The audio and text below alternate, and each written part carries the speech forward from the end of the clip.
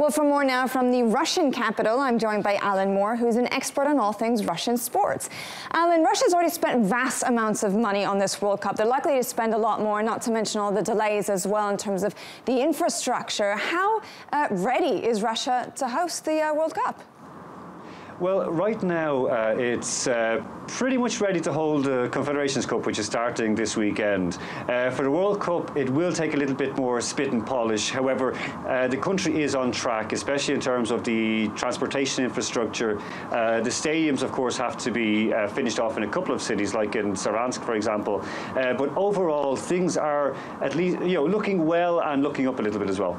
Okay, well, Russia has just come out of one of its worst economic recessions in years in this past century. So are people overall generally happy that they're spending so much money on what essentially is a vanity project? I mean, it's a great question. I mean, one poll will say that most Russians are happy to see it. Another poll will say that 99% are unhappy that so much is being spent on, as you say, a vanity project or something that's a legacy project. The general feeling from sports fans that I've been speaking to, they're happy that it'll be here.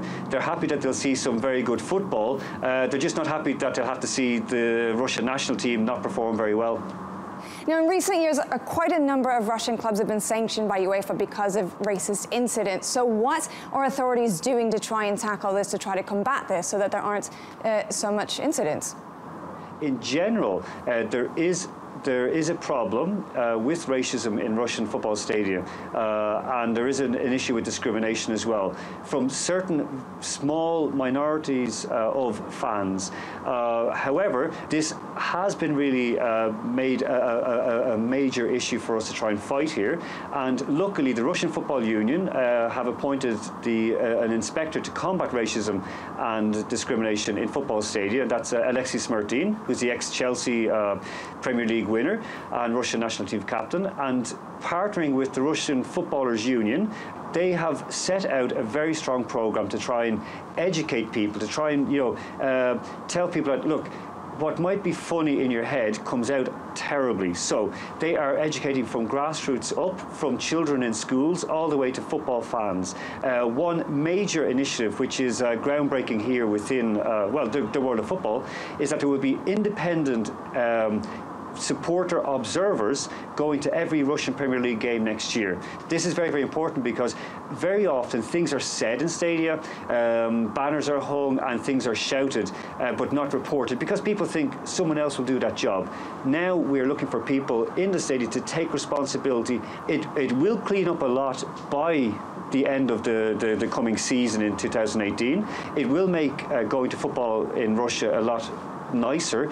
However, if you come back in 5 years' time, I think you'll see there will be some real changes having taken place.